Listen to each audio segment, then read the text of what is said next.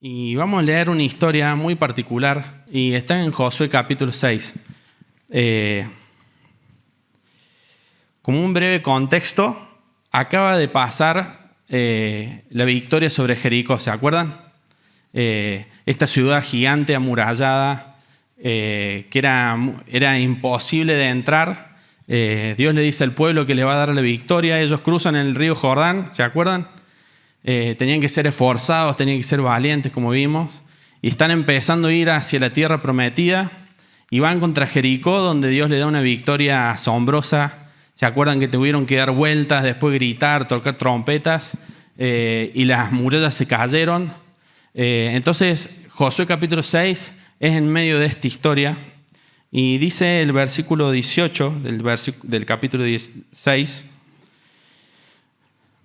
Dice, no se queden al entrar a la ciudad, luego de decirles que se van a caer los muros y demás, al entrar a la ciudad le dice, no se queden con ninguna cosa que esté destinada para ser destruida, pues de lo contrario ustedes mismos serán destruidos por completo y traerán desgracia al campamento de Israel. Todo lo que esté hecho de plata, de oro, de bronce o de hierro pertenece al Señor y por eso es sagrado. Así que colóquenlo con el tesoro del Señor. Luego los israelitas quemaron la ciudad y todo lo que había en ella, solo conservaron cosas hechas de plata, de oro, de bronce y de hierro para el tesoro de la casa del Señor. Vamos a irnos al capítulo 7. Entonces Dios le da esta instrucción al pueblo, van a entrar y Dios le dice esto. No tienen que dejar a nadie vivo. La única persona viva, ¿se acuerdan quién era? Era Rahab, que había dejado a escondido a los espías. Solamente podían dejarla viva a ella, pero todo lo demás lo tenían que destruir. Tenían que matar a todas las personas. Y le dice algo, todo lo que es de oro, de bronce, de plata, lo tienen que guardar. Nadie se lo puede quedar porque eso está destinado para el Señor. Está destinado para ser destruido para el Señor. Muy particular la expresión que dice es para el tesoro del Señor. Entonces, bueno, los israelitas hacen eso y viene el capítulo 7. Ya empezamos mal, versículo 1 dice, sin embargo, o sea que lo que sigue no va a ser bueno. Y dice el versículo 1, sin embargo, Israel desobedeció las instrucciones sobre lo que debía ser apartado para el Señor. Un hombre llamado Acán había robado algunas de esas cosas consagradas, así que el Señor estaba muy enojado con los israelitas. Acán era hijo de Camri, un descendiente de Simri, hijo de Sera, de la tribu de Judá. Cuando regresaron, le dijeron a Josué,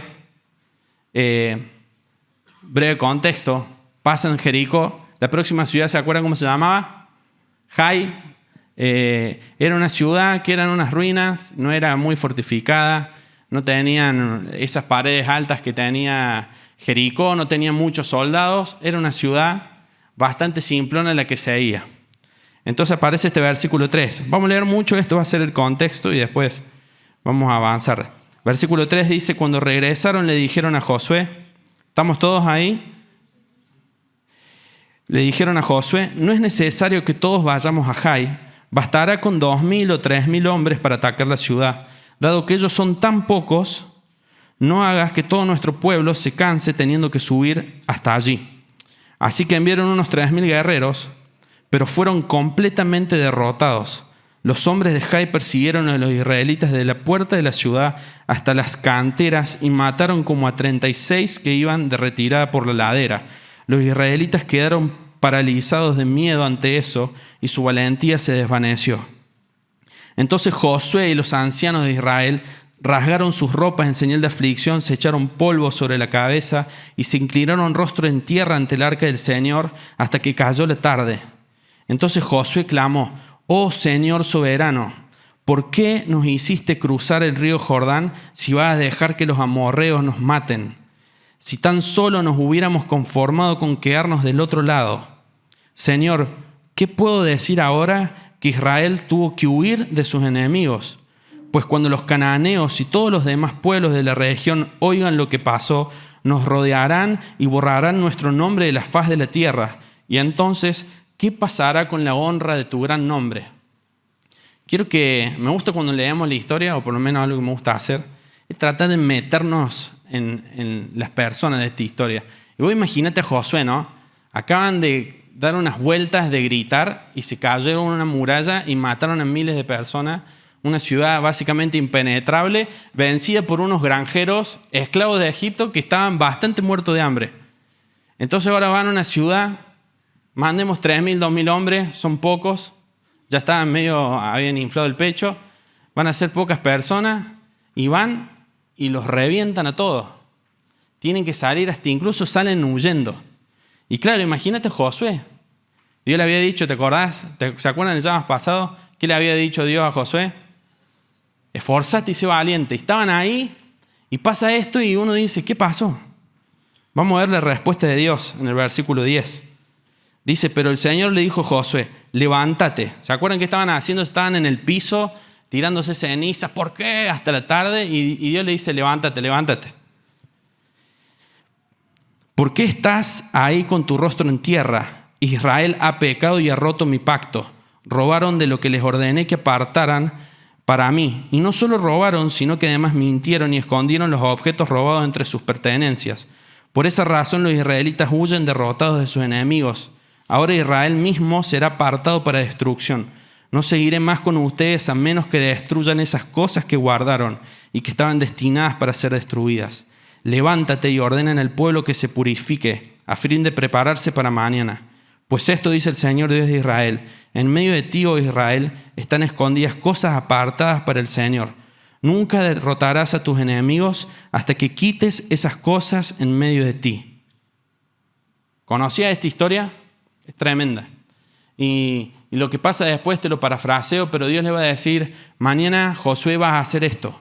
Va a hacer pasar delante tuyo a todas las tribus de Israel. Y yo te voy a decir en qué tribu está escondido el pecado. Yo te voy a decir a qué tribu pertenece la persona que me robó.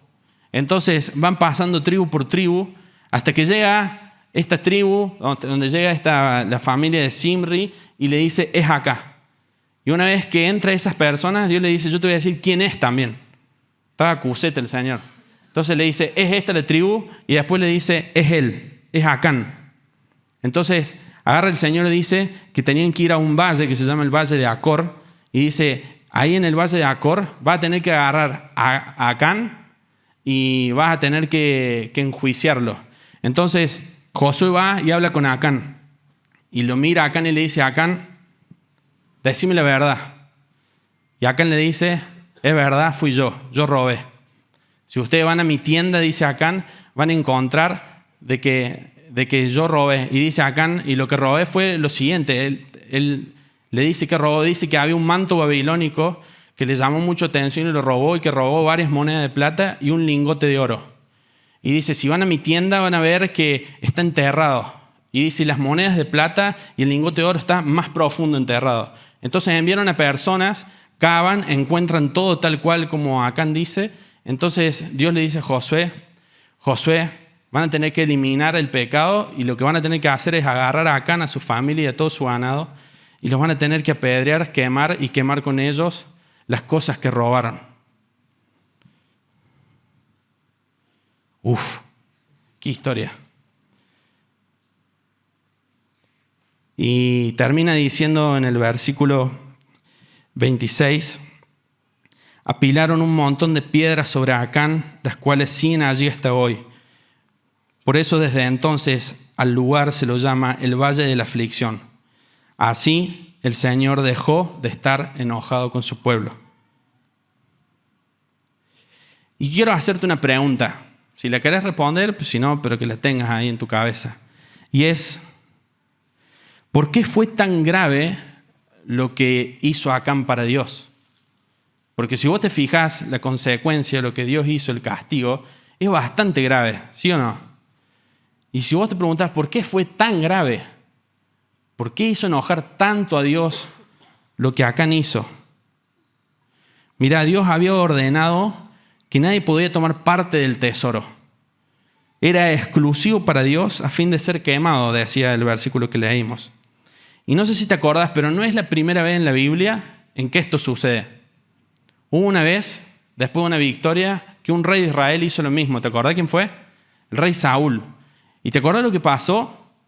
Dios dijo, me pesa haber puesto a Saúl como rey, y dice que el Espíritu Santo se fue de él y Dios lo abandonó. Y de vuelta ves una consecuencia muy grave. Y acá en esta versión que leímos no, en otras versiones, se menciona una palabra que es la palabra anatema. ¿La escuchaste alguna vez? Dice que lo que hizo esta persona fue un anatema. Y anatema, la definición, es algo que es consagrado, reservado, separado exclusivamente para Dios, pero con un fin particular, y es con el fin de ser destruido. Anatema es algo separado y exclusivamente para Dios con el fin de ser destruido. Por eso Dios dice que esas cosas estaban destinadas para ser destruido. Iba a ser para el tesoro de Dios, pero para ser destruido. Ahora, ¿de qué manera iba a ser destruido? Dios dice específicamente que había que quemarlo. ¿Me siguen? Y ahora yo me pregunto, ¿por qué quemarlo? ¿O a qué le suena quemarlo? Uno tal vez puede decir que es para dejarlo en el pasado, ¿no? Acabamos de vencer a un pueblo y para dejar en el pasado vamos a quemar sus cosas, no vamos a dejar nada de eso con nosotros.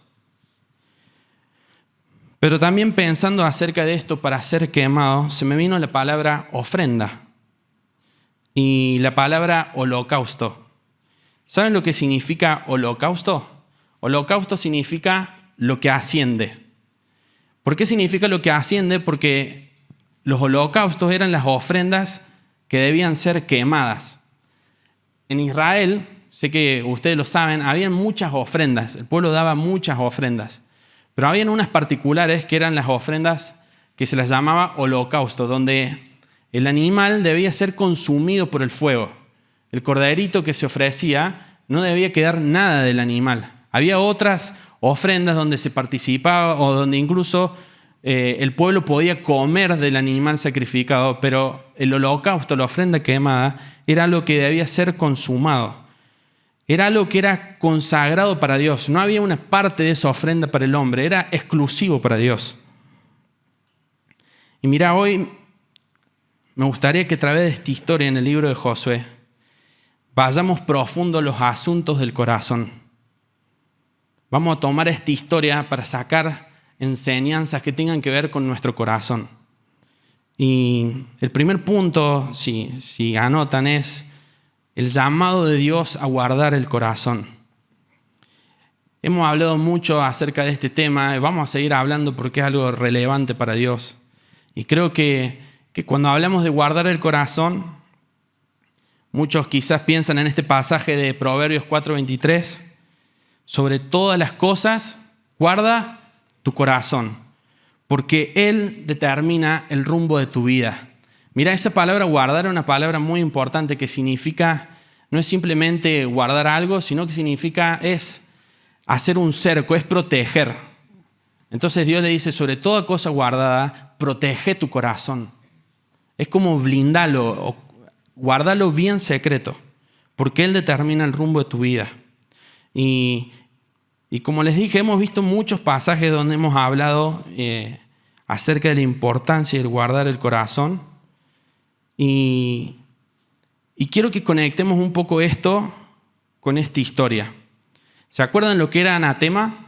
Algo consagrado para Dios, reservado, exclusivo para ser destruido. Y yo les hacía esta pregunta, ¿saben por qué fue tan grave lo que sucedió?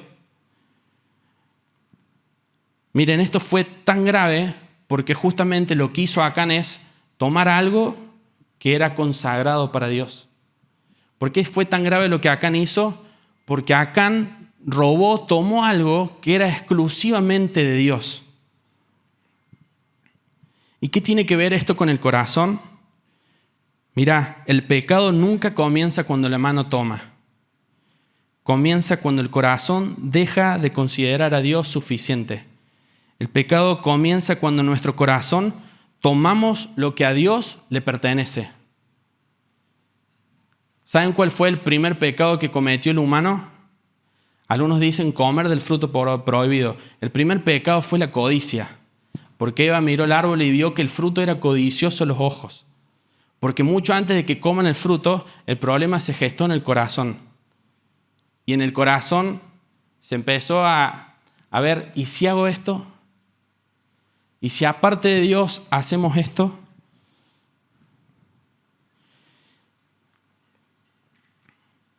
El versículo que leímos en el capítulo 7, cuando Acán confiesa, dice que vio que todo lo que estaba ahí era deseable a sus ojos. Lo deseaba tanto que lo tomé, dice la versión que leímos. Y quiero dejar algunas preguntas para que nos hagamos en nuestro interior, en nuestro corazón. Y una de ellas es, ¿qué cosas consagradas nos cuesta soltar el control? Te hago otra. ¿Hay algo que debería ser de Dios y está en tus manos? Y la otra pregunta que quiero dejarte es, ¿qué cosas estamos deseando? Saben, cuando leemos estas historias creo que a veces podemos caer en algo. Y es decir, creo que a alguno de ustedes le robó un lingote de oro a Dios. ¿A alguno le robó un manto babilónico a Dios? No, ¿verdad? Por favor, digan que no. No me hagan que vaya a su casa. No. Encima hay que romper el piso, hay que hacer un desastre. Pero muchas veces podemos caer en eso, ¿no? Cuando leemos algo del Antiguo Testamento nos podemos ver muy lejos. Pero me gustaría que lo traigamos un poco más a nosotros. Lo que hizo Acán es tomar algo que le pertenecía a Dios. Y a eso viene esta pregunta. ¿Hay cosas en nuestra vida que nos cuestan soltar el control? ¿Hay cosas en nuestra vida que deberían ser de Dios, deberían estar en las manos de Dios, pero están en nuestras manos? Ahora, ¿te acordás de la palabra holocausto? Lo que asciende. Mira, en Levítico, capítulo 6, del versículo 8 en adelante, está este versículo tan conocido que se ha enseñado, y es que el fuego del altar debería estar encendido día tras día. El sacerdote no podía dejar que la llama se apagara. ¿Te acordás? Los sacerdotes debían mantener el fuego del altar encendido, y además de eso, todos los días debían ofrecer un holocausto para el Señor. Todos los días los sacerdotes debían ofrecer una ofrenda quemada para el Señor. Ahora te hago esta pregunta. Estoy preguntón hoy, perdón. Estoy preguntón. Pasa que a mí hacer preguntas me hace entender mal la Biblia. Pero yo me pregunto esto. ¿Por qué Dios le pidió a los sacerdotes que todos los días ofrezcan un holocausto? Porque aparte debían matar todos los días un animal. O sea, 365 días hay 365 corderos menos. ¿Por qué había que hacer esto? Y mira, creo algo, y es de que lo que Dios estaba queriendo hacer era llamar a los sacerdotes a que se santifiquen.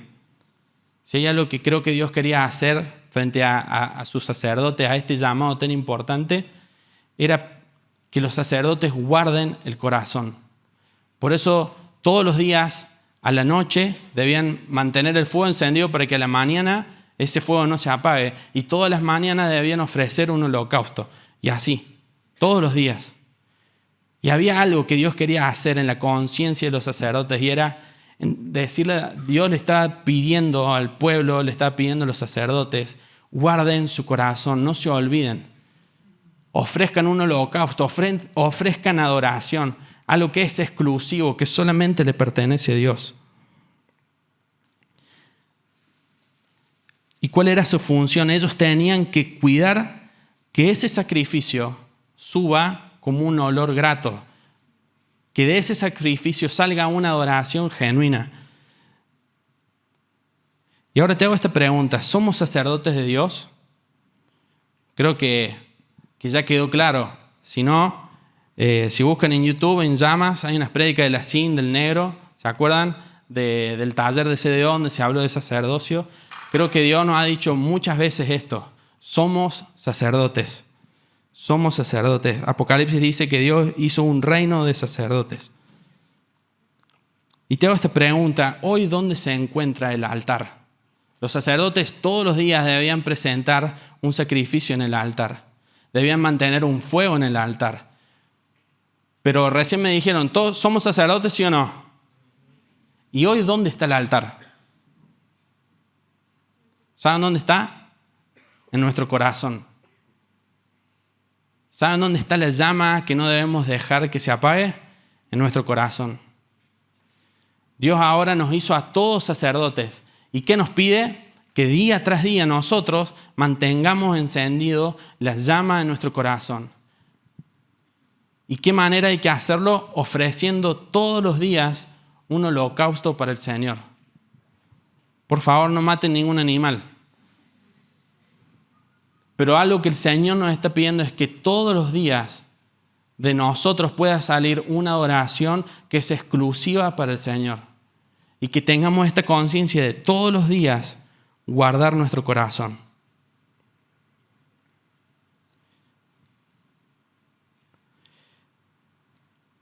Y quiero que pensemos esto. Estamos hablando de corazón. Saben, los sacerdotes no debían quemar cualquier animal. No podían traer lo que quisieran. Tenía que ser un cordero y también no podía ser cualquier cordero. Tenía cosas específicas. ¿Y qué creen? Nuestra adoración, nuestro holocausto no puede ser cualquier cosa.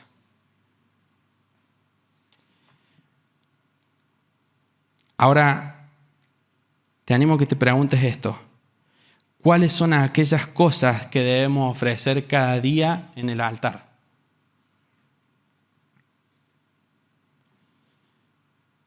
¿Cuáles son aquellas cosas que día tras día debemos ofrecer en el altar? Y quiero que nos metamos en esto. Miren,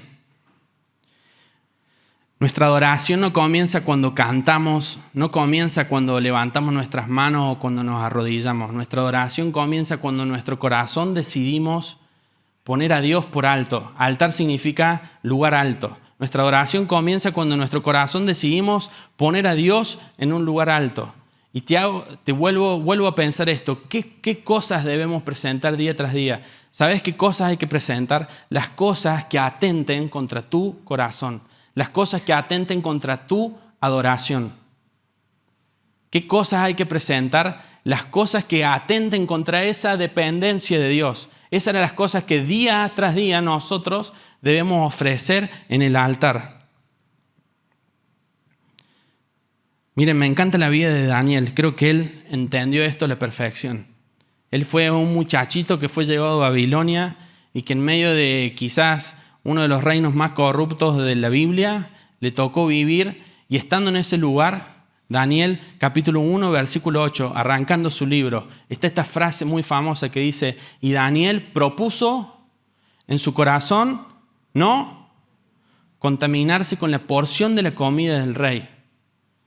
Mira, mucho antes de Daniel empezar a comer legumbres, él había tomado una decisión en su corazón.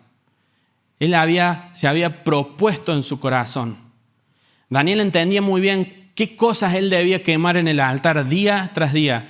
¿Sabes qué cosas eran? Las cosas que lo ataban a Babilonia. Las cosas que iban a querer que él se pierda en Babilonia, como muchos otros se perdieron.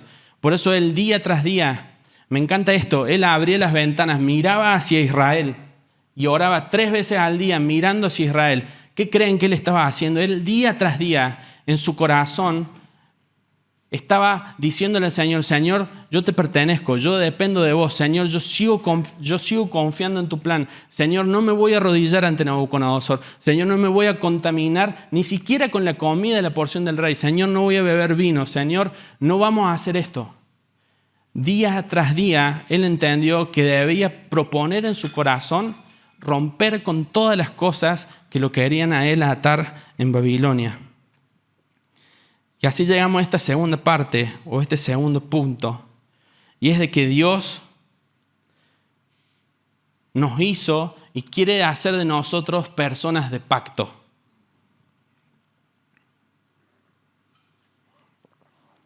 Cuando Acán peca, Dios le dice al pueblo, a Israel, le dice Josué, pecaron, rompieron con mi pacto.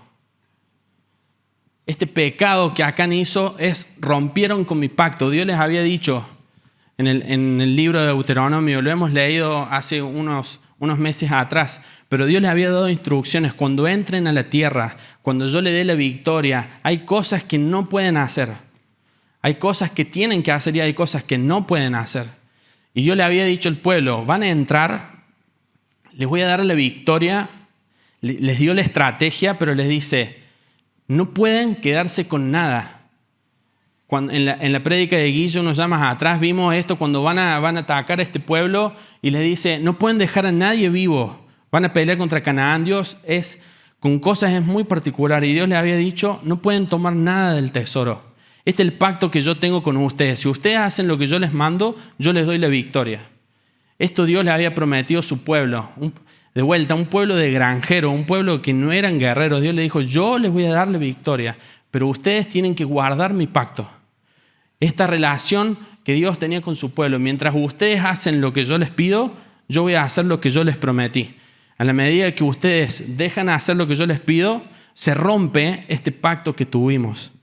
Entonces Josué, escuche esto de Dios, Josué, tienen que santificarse y renovar el pacto. Saben, Acán no era una persona nueva, no era que se había sumado hace poco a la tribu. Acán era una persona de esta nueva generación que se levantó en el desierto. Mira, desde que se levantó esta nueva generación hasta ahora, ya había sucedido más de un pacto entre Dios y su pueblo. Es más, si te vas una hoja para atrás, hay un pacto que ellos hacen antes de ir a Jericó. Hacen todos los varones que iban a pelear, hacen un pacto. Y entre ellos, ¿saben quién estaba? Acán. Entonces, hacía muy poco habían hecho un pacto.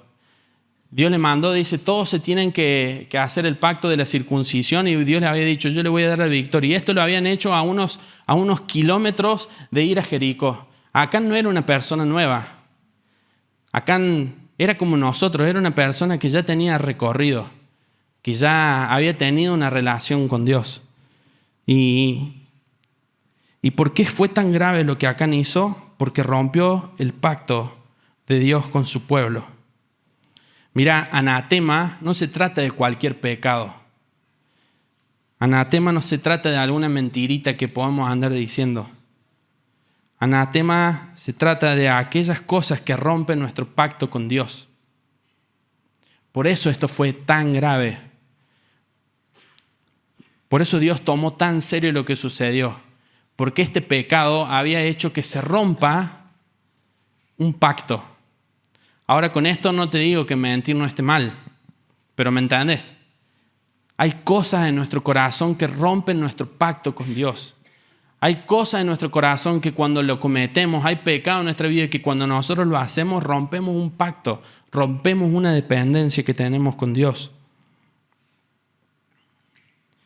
Ahora me hacía esta pregunta, ¿qué pecados rompen nuestro pacto con Dios? Miren, yo pensé en algunos. ¿Se acuerdan qué son estas cosas consagradas que nos cuesta soltar? Miren, muchas veces anatema puede ser nuestro tiempo, nuestra economía. Muchas veces anatema es soltar el control de las cosas. ¿Les pasa que a veces queremos controlar todo? A veces anatema son las relaciones, son los sentimientos. A veces anatema es la salud, son las preocupaciones, son los temores. Que frente a una circunstancia, como empezamos a sentir miedo, agarramos el control de las cosas porque queremos decir, no quiero que pase esto malo, entonces ahora en este momento de mi vida, voy a agarrar el control de mi vida para tomarlo y para tener la seguridad de que no me va a pasar esto malo. Voy a tomar el control ahora de mi vida porque no quiero que me vuelva a pasar lo que ya me pasó. ¿Y qué creen que estamos haciendo? Estamos rompiendo un pacto, una dependencia con Dios. ¿Saben qué? Muchas veces anatema la incredulidad, porque rompe una relación que teníamos con Dios. Sí, Señor, yo te estoy siguiendo, pero ahora no. Anatema a veces son las relaciones que Dios nos dice que soltemos, que dejemos y que insistimos. Pero a veces también es la economía. Que frente a un mes malo de trabajo, frente a un mes malo económicamente hablando, empezamos a caer en dudas, empezamos a no saber y empieza a venir a nuestra frase. ¿Escucharon alguna vez la frase? No sé si llego a fin de mes. ¿Escucharon alguna vez esa frase? ¿Cómo voy a hacer? Día 7, pagamos nuestras cosas, ve la cuenta y decís no me queda nada. ¿Cómo llego a fin de mes? Me faltan 23 días. Encima este mes tiene 31, me faltan 24. ¿Cómo llego a fin de mes? ¿Y saben qué empezamos a hacer? Nos empezamos a preocupar, empezamos a tener ansiedad.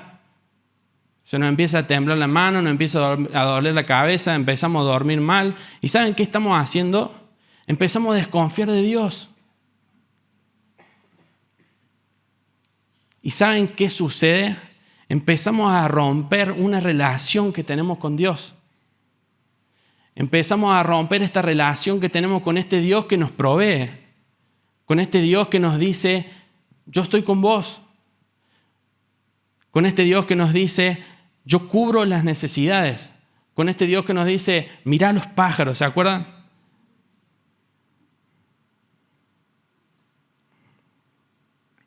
Las preocupaciones, los temores. Pienso en la salud, los diagnósticos. A veces que frente a un diagnóstico nos olvidamos de lo que Dios hizo, nos olvidamos de lo que Dios nos dijo. Y miren, quizá no estamos robando un lingote o un manto babilónico, pero en nuestro corazón estamos soltándole la mano a Dios y agarrándole la mano a otras cosas. ¿Y saben qué? Eso rompe un pacto.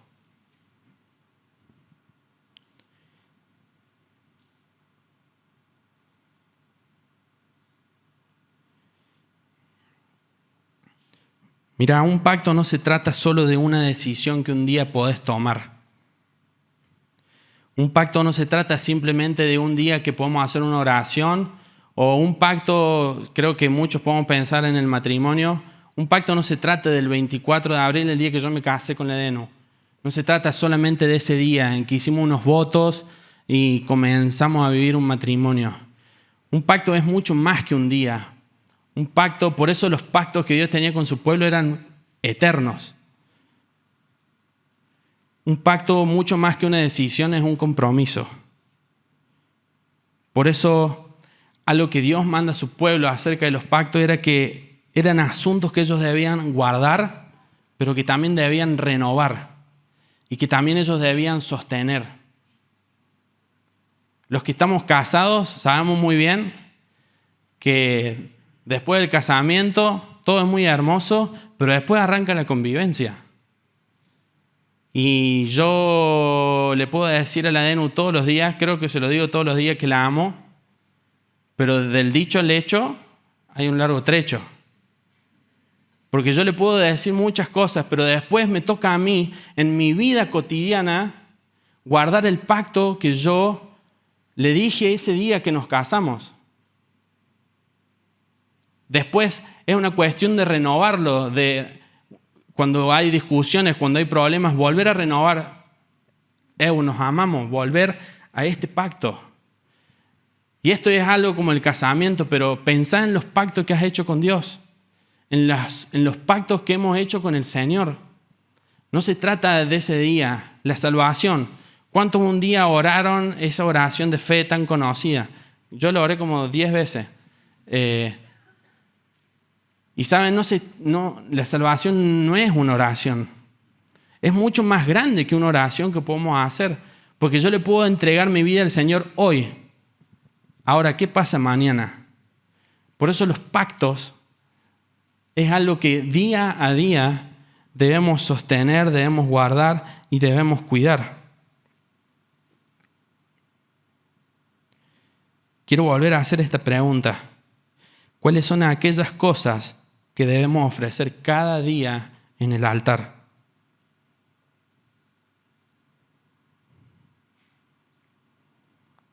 Mira, el pueblo de Israel, al salir de Egipto, hace un pacto con Dios.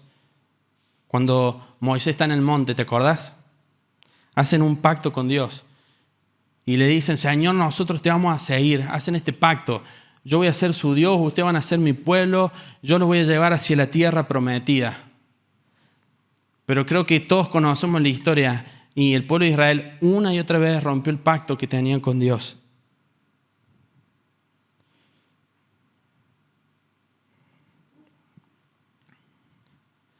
Y llegando al tercer punto, al último punto, quiero que entremos un poco más profundo en esto. Y me gustaría en este tercer punto que miremos un poco a Jesús. ¿Él me quiere acompañar? Este tercer punto es la gracia transformadora. ¿Vamos bien? ¿Sí?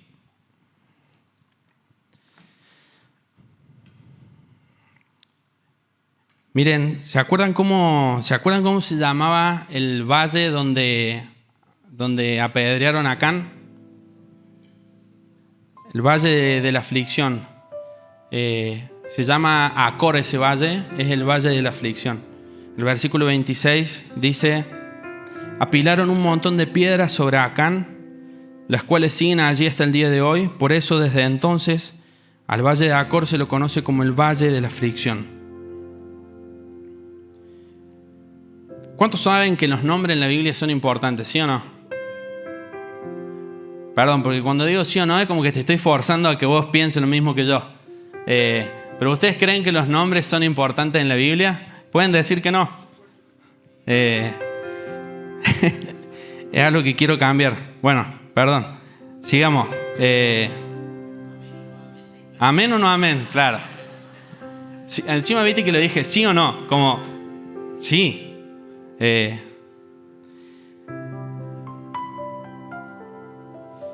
Miren, ahí en ese valle es muy triste esta historia porque el pecado de Acán no trajo solamente consecuencias sobre él, sino que toda su familia, hasta incluso su ganado. Y pensaba cuando leía esta historia, este hecho terrible que sucedió. Y leyendo la Biblia acerca de este valle,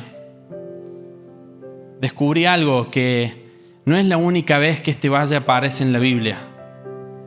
No es la última vez que se menciona, es la primera, pero no es la última vez que se menciona.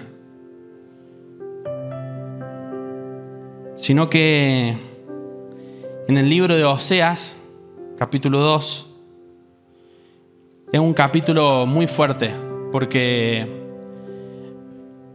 Oseas se toma los primeros versículos para hablar acerca de la infidelidad de su pueblo. Oseas es un libro muy hermoso, muy particular, en la que Dios le pide a Oseas que se case con Gomer, una prostituta, para manifestar lo que Dios sentía con su pueblo, que su pueblo le estaba siendo infiel. Entonces en el capítulo 2 de Oseas comienza a leer diciendo Dios a Oseas: escribí esto. Esto le va a pasar a este pueblo por ser infiel. Y Dios le empieza a dar cosas malas, negativas. Pero llega el versículo 14, donde Dios le dice, Oseas 2:14: pero luego volveré a conquistarla. La llevaré al desierto y allí le hablaré tiernamente. Le devolveré sus viñedos. Y escucha, y convertiré el valle de la aflicción en una puerta de esperanza. La llevaré al desierto, le hablaré tiernamente y convertiré el valle de Acor, el valle de la aflicción, en una puerta de esperanza. Allí se me entregará como lo hizo hace mucho tiempo, cuando era joven, cuando la liberé de su esclavitud en Egipto. Al llegar ese día, dice el Señor, me llamarás esposo mío en vez de mi Señor. Cuando leía esta historia y cuando leí esta parte de esta historia de la Biblia de Acán, pensaba en lo terrible de lo sucedido, pero también decía, Dios, menos mal que ya no estamos en esos tiempos. Porque les aseguro que yo estaría bajo piedras y prendido fuego.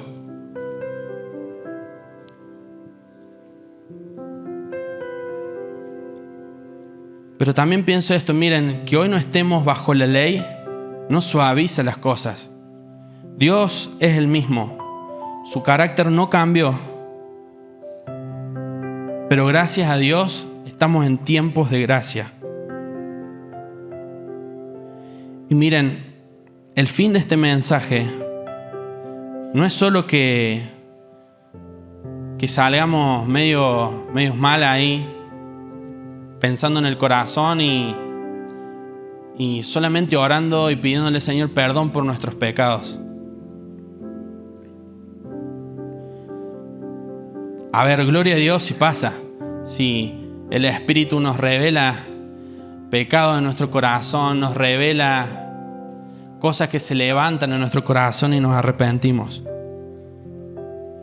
Pero te dije en el principio, ¿te acordás? Que esto se trataba de una invitación. Porque el fin de este mensaje es que renovemos nuestro pacto con Dios.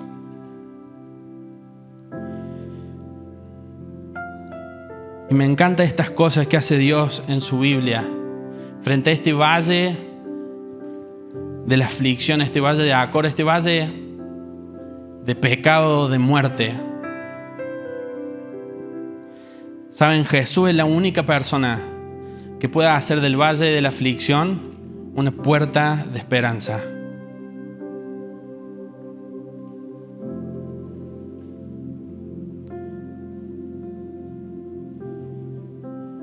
Y quizás, miren, algunos de nosotros, quizás en nuestro corazón hoy nos podemos estar sintiendo un poco Acán. Pero ¿sabes qué me encanta? Que Jesús no tiene una piedra en la mano. Él tiene una invitación. Miren, algo que sucede con el pueblo es que Dios les dice esto: hasta que ustedes no renueven el pacto. En el versículo 13 dice: hasta que no quites el anatema, no van a volver a ver la victoria. Hasta que ustedes no quemen el anatema, nunca más van a volver a ver la victoria. Es más, antes Dios les dice: por usted haberme robado, yo los voy a dejar. Y les dice esto: hasta que no quemen el anatema, no van a ver la victoria. Y uno puede pensar o puede ver a Dios como malo. Y yo te hago esta pregunta: ¿vos crees que Dios quería que su pueblo vea la victoria? Mirá, acá lo que Dios nos está poniendo malo. Lo que Dios está haciendo no es solamente confrontar a su pueblo. ¿Saben qué está haciendo Dios? Dios le está diciendo al pueblo: lo estoy invitando a que renueven el pacto. Porque déjame hacerte esta pregunta: ¿qué pasaba si Dios no hacía nada con lo que Acán había hecho? ¿Y qué pasaba si Dios no solamente que no hacía nada, sino que Dios le daba la victoria sobre Jai? Saben, a veces lloramos y nos quejamos contra Dios porque no hace lo que le pedimos. Pero ¿saben qué? No es Dios poniéndose de malas, es Dios diciéndote: te estoy invitando a que renueves el pacto. Porque lo que más Dios estaba buscando no era la victoria de su pueblo. Lo que más Dios estaba buscando no era que lleguen a la tierra prometida. Lo que más Dios estaba buscando es: quiero llevarlos a un lugar donde vamos a tener una relación nosotros. Adán y Eva, la creación, todo el evangelio, de principio a fin, es Dios diciendo: no es que lo que yo busco es que ustedes vayan al cielo. Lo que yo estoy buscando es que nosotros volvamos a estar juntos como al principio. Y por eso Dios, Muchas veces, antes de darnos la victoria, Él dice, renovemos el pacto. Porque saben, Dios no estaba solamente queriendo descubrir el pecado. Él estaba buscando restaurar lo que el pueblo había roto.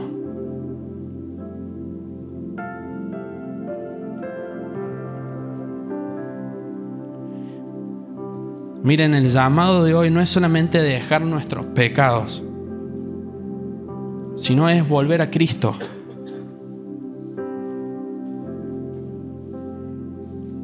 Me gusta esto. Dios no llamó solamente a Josué y le pidió que encuentren al culpable. Dios también le hizo un llamado a que se santifiquen. Porque si hay algo que Dios quería, era que lo más antes posible se corte esa separación que se había causado entre Dios y el pueblo.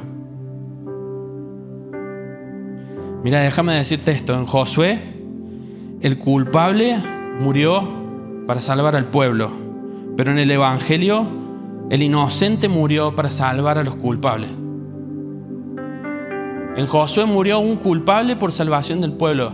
Pero en el Evangelio, el inocente murió por los pecadores, el justo por los injustos.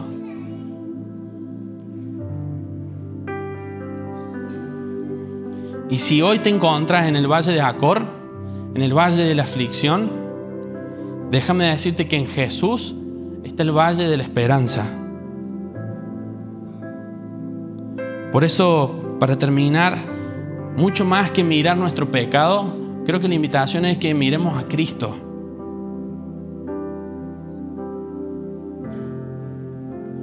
Y mira, renovar el pacto no se trata solamente de voluntad, de decisión, de hacer cosas. Renovar el pacto se trata de amor.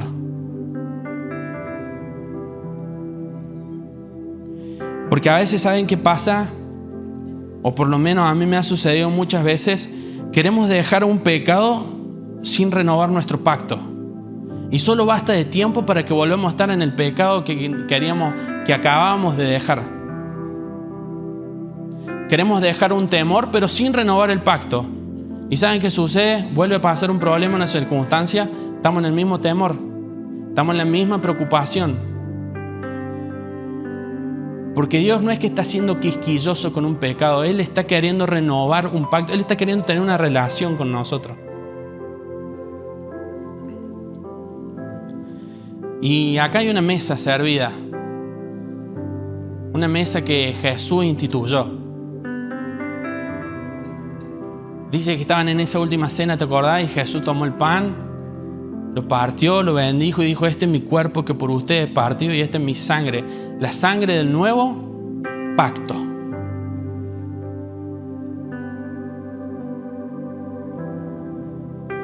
Y me gustaría que hoy,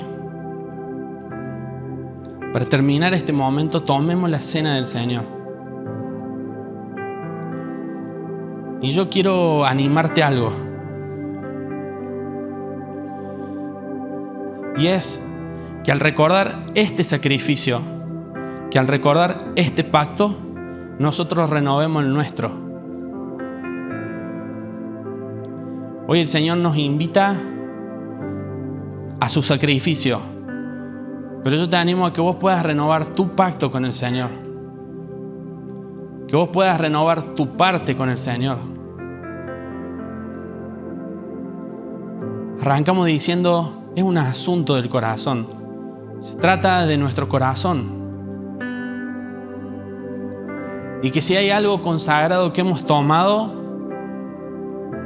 esta mesa nos invita a eso también, a venir a entregar las cosas en la cruz. A venir a entregar a los pies de Jesús aquello que hemos tomado que no nos pertenece. Aquella adoración que hemos arrojado y le hemos vuelto a tomar.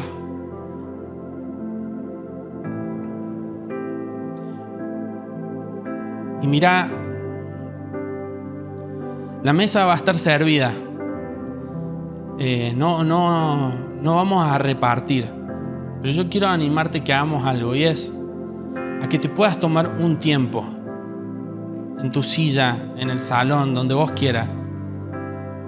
Y que puedas hablar con el Señor.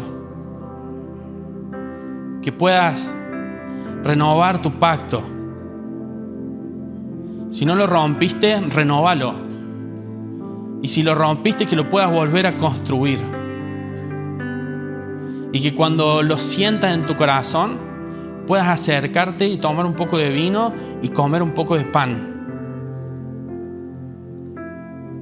Y quiero que hagamos esto juntos, como un holocausto, como una adoración, de pedirle al Señor que Él consume todo. Y decirle esto al Señor: Señor, nuestras vidas son el holocausto. Por eso Romanos dice que somos un sacrificio vivo. Señor, hoy venimos ante vos, Señor, a renovar nuestro pacto con vos, Señor. Espíritu Santo, yo te pido de que vos trabajes sobre nuestro corazón y que nos muestres cuáles son aquellas cosas que están luchando en nuestro corazón, cuáles son esas pasiones que nos están haciendo tropezar, cuáles son aquellas cosas consagradas que hemos tomado, Señor. Cuáles son aquellas cosas que te pertenecen y que están en nuestra posesión. Señor, yo te quiero dar gracias porque vos transformás los valles de aflicción en un valle de esperanza. Es solamente algo que vos podés hacer, Señor. Es solamente algo que vos, Jesús, pudiste conseguir. Y, Señor, si hay alguien acá que se encuentra luchado, si hay alguien acá que se encuentra deprimido, si hay alguien acá, Señor, que se encuentra derrumbado, que vos, Jesús, hable de esperanza a sus vidas.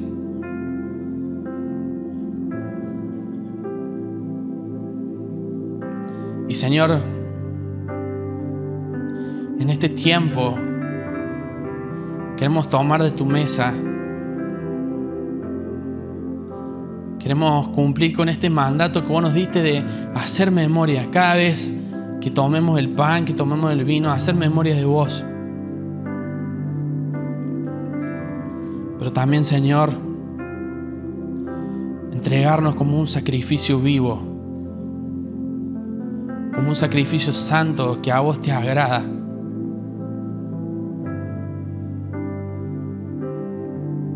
Disponemos este tiempo